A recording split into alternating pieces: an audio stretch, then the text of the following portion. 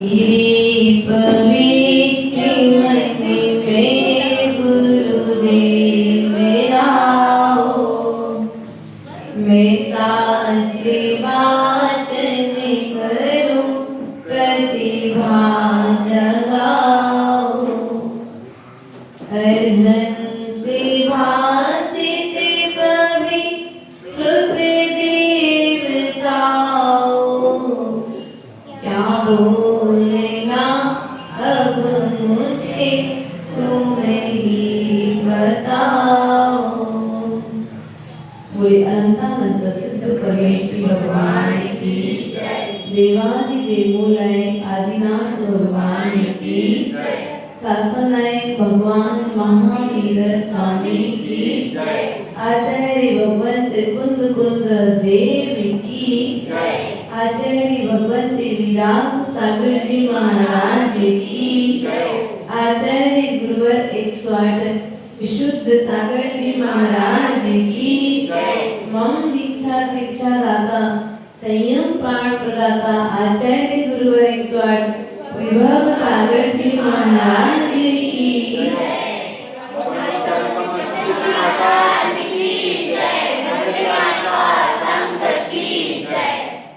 प्रिय बंधुओं,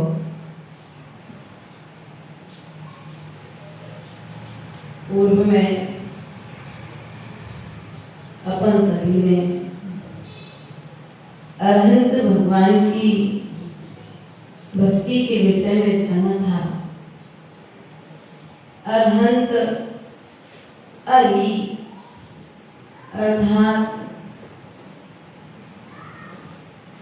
हंत अर्थात कर्म रूपी शत्रुओं का हरण करने वाले, ऐसे अरहंत परमेष्ठियों में भक्ति रखना समय दृष्टि का प्रथम गुण है।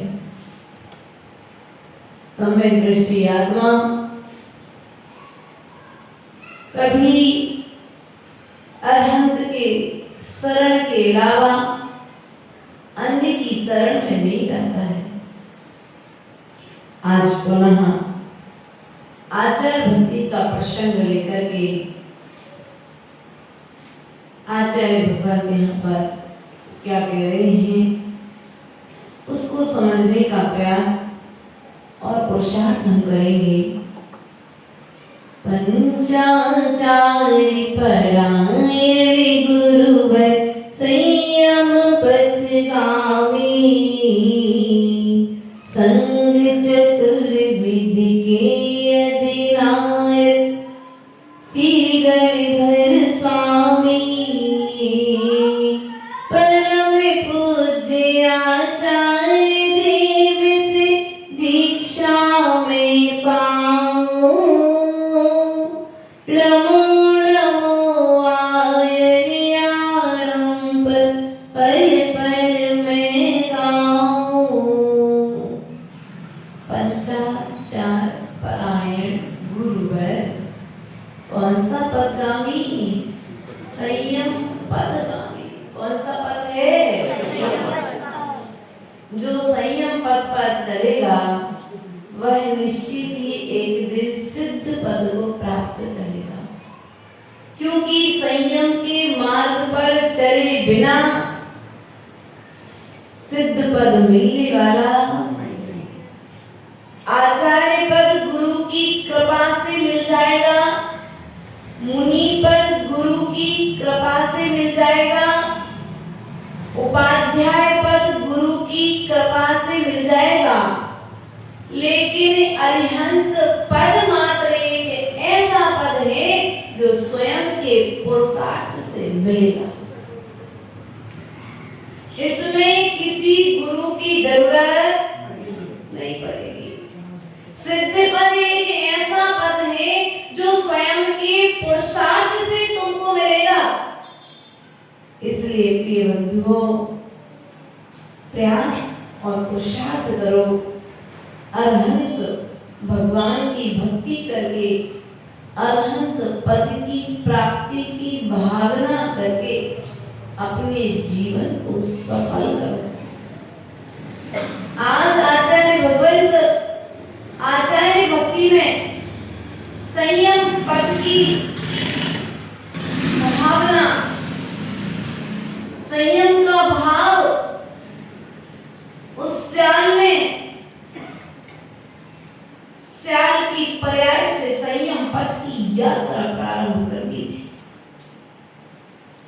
चांडाल की पर्याय से संयम पद की यात्रा प्रारंभ कर दी थी। जटायु ने सिद्ध पद की यात्रा जटायु की पर्याय से प्रारंभ कर दी थी। नाग और नागिन ने सर्प की पर्याय से सिद्ध पद संयम के माध्यम से सिद्ध पद की यात्रा प्रारंभ कर दी थी। गजराज ने संयम की यात्रा हाथी की पर्याय से प्रारंभ कर दी थी।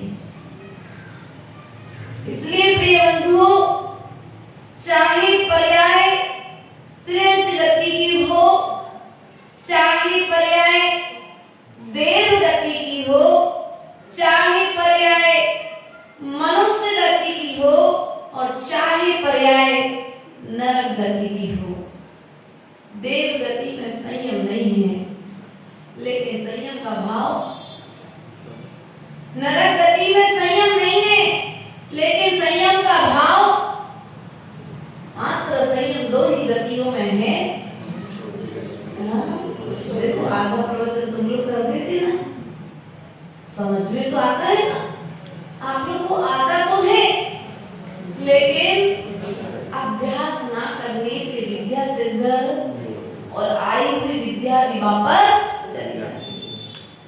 इसलिए प्रिय बंधुओं, हमें ये दुर्लभ मौका मिला है और तो और इस पंचम काल में हमें बिना पुरुषार्थ किए कुएं पर पानी भरने जाना पड़ता है, लेकिन इस पंचम काल में कुआं तुम्हारे दरवाजे पर आ रहा है,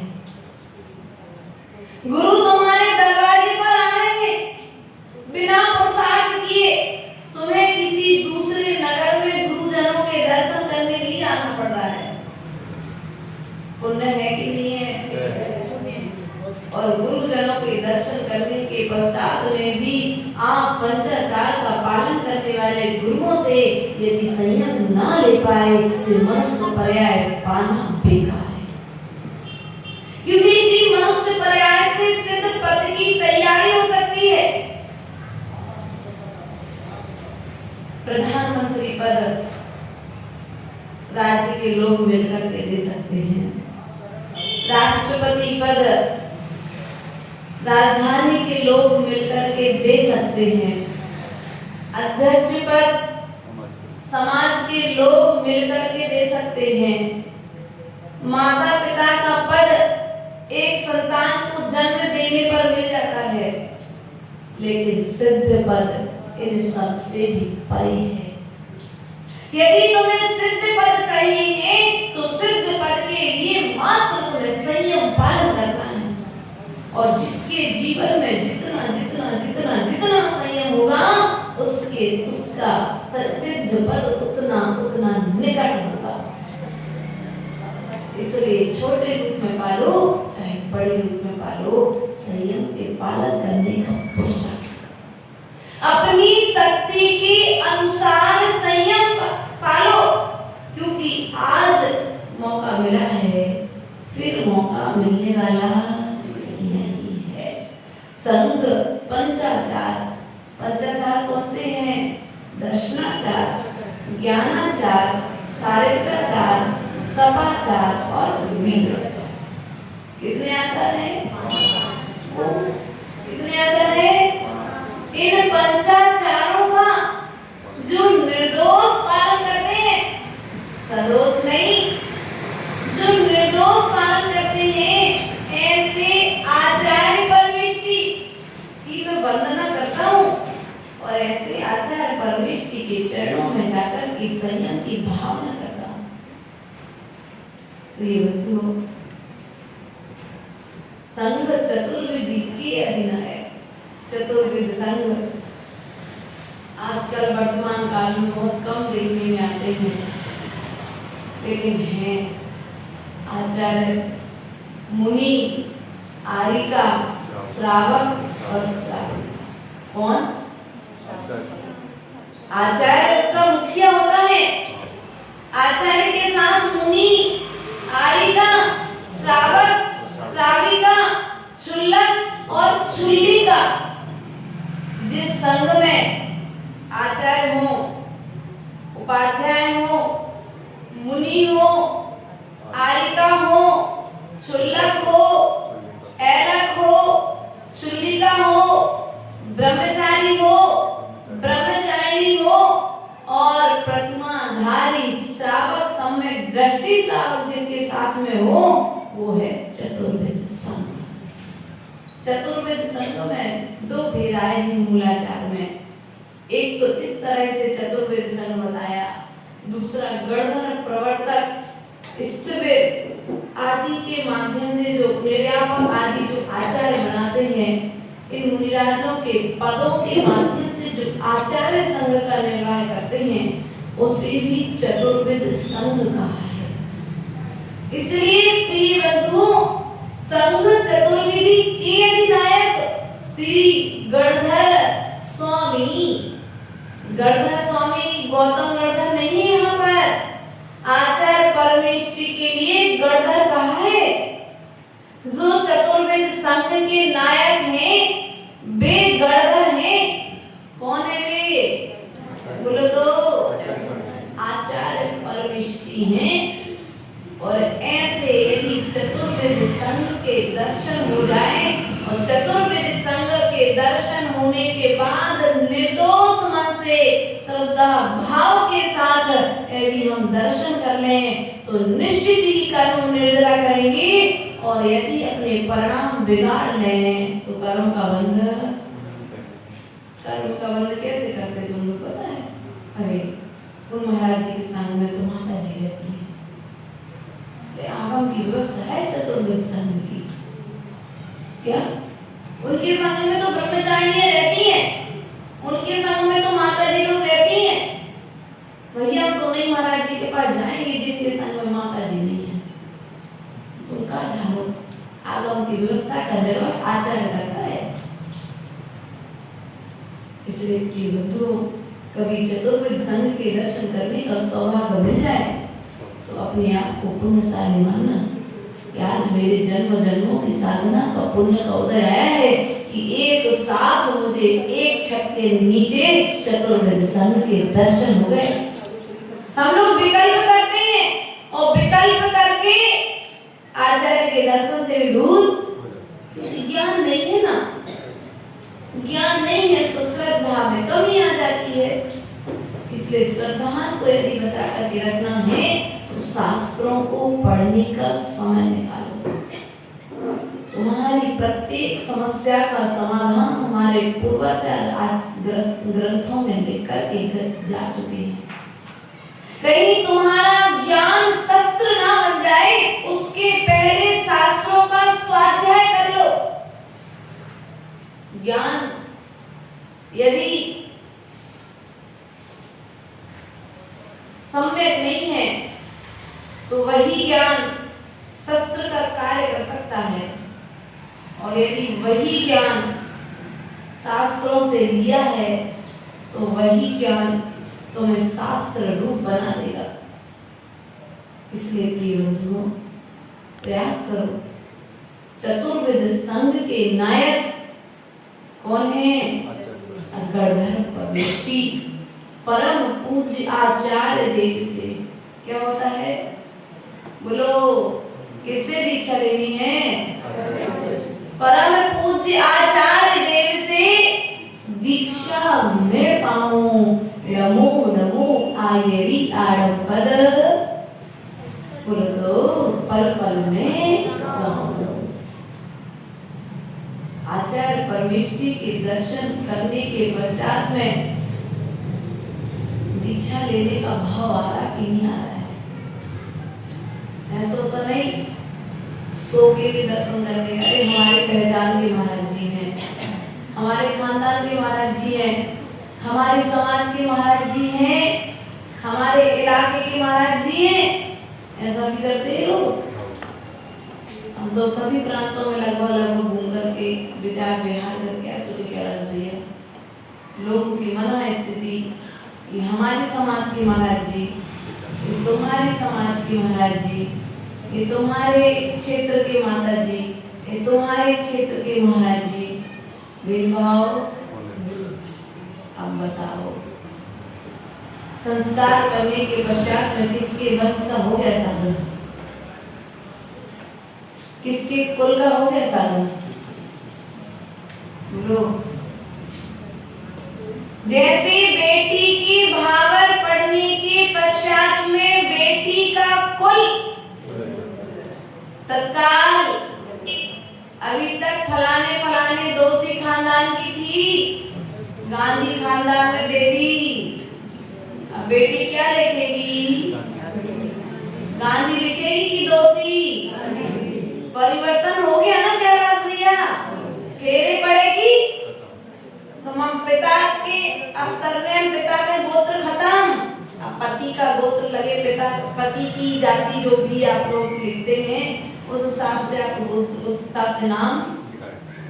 साधु के साथ क्यों नहीं करते ऐसा? जैसे ही साधु के सिर पर संस्कार हो गए मूल गुणों के, वैसे ही मूल गुणों के साथ में साधु का कुल भी महावीर का कुल हो गया।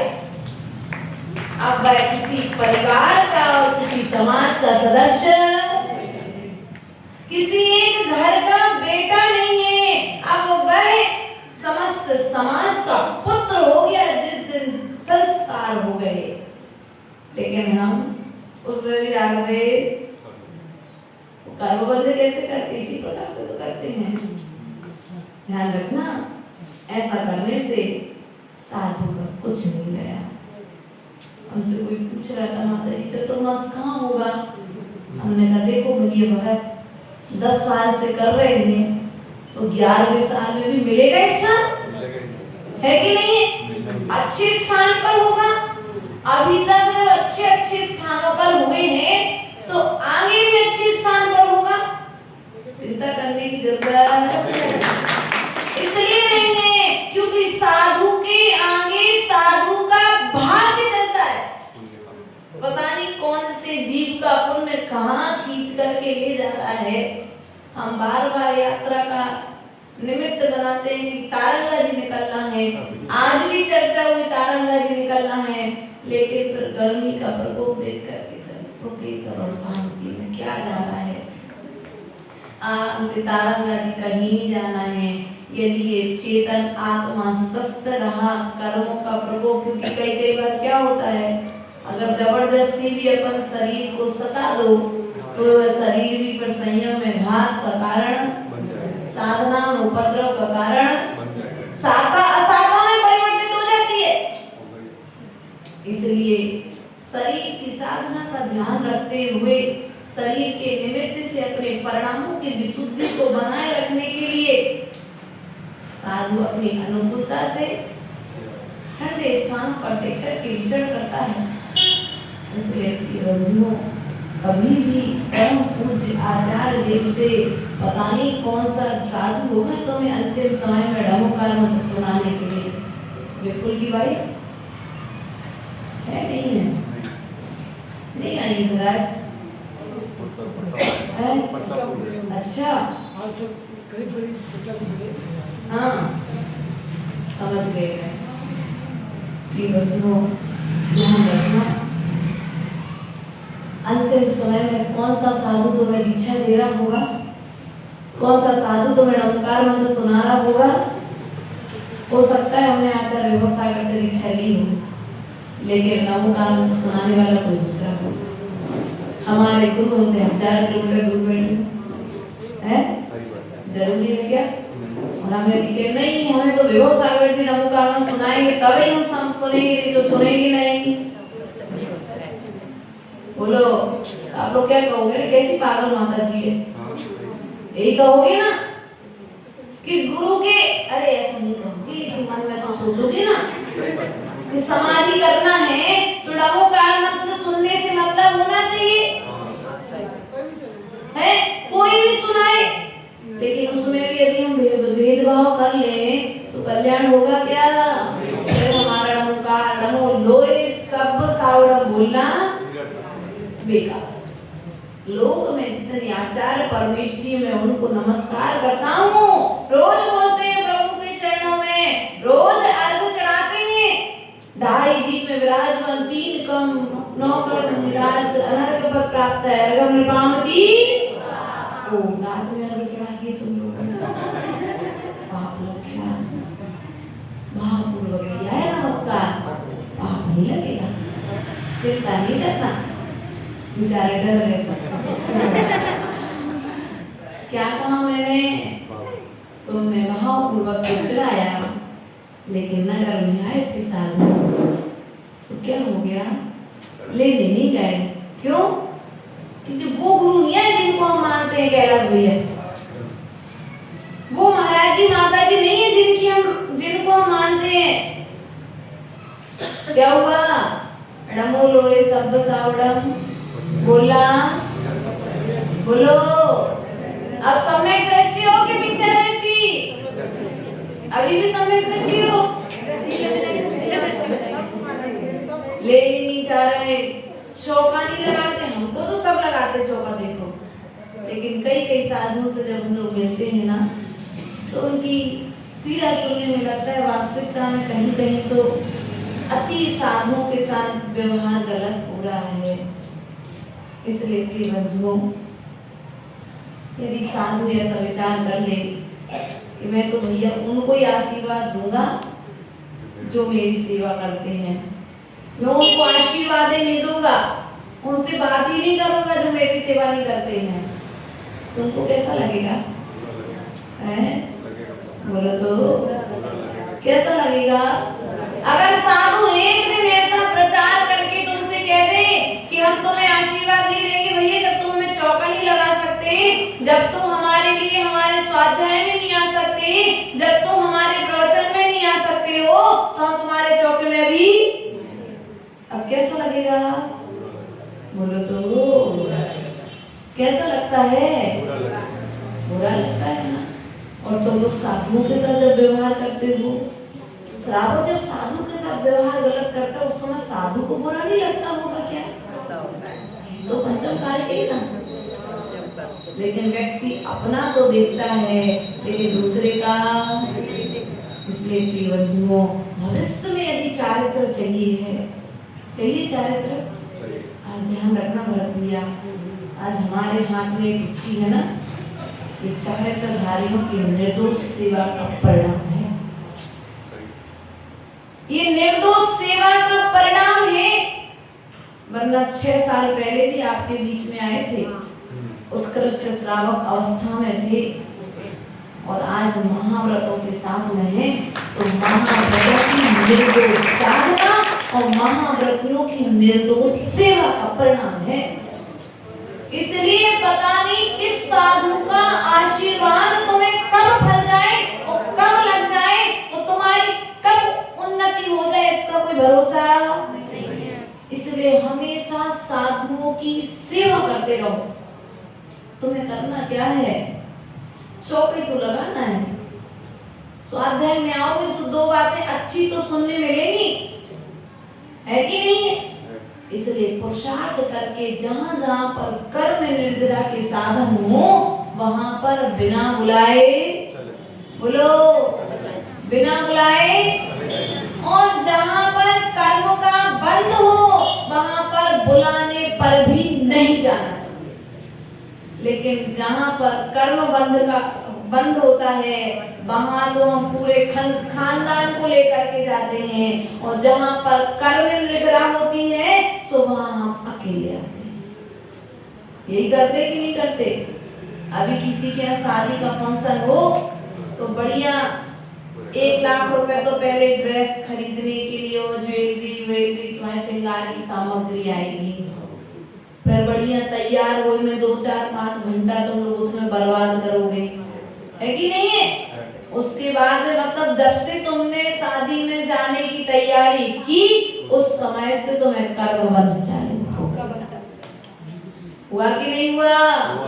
अब शादी में जाओगे तो कर्म का बंध करके आओगे कि कर्म की निर्जरा है?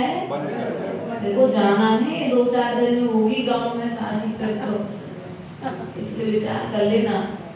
कर्म बंध के साथ समय हम सब एक साथ जाते हैं और कर्म निर्जरा के स्थलों पर हम अकेले अकेले जाते हैं। तो ध्यान रखना, जो अकेले अकेले जा रहा है वो अपने किए हुए कर्मों को काट रहा है और जो नहीं आ रहा है वो कर्मों को जोड़ रहा है, तो काटेगा कब?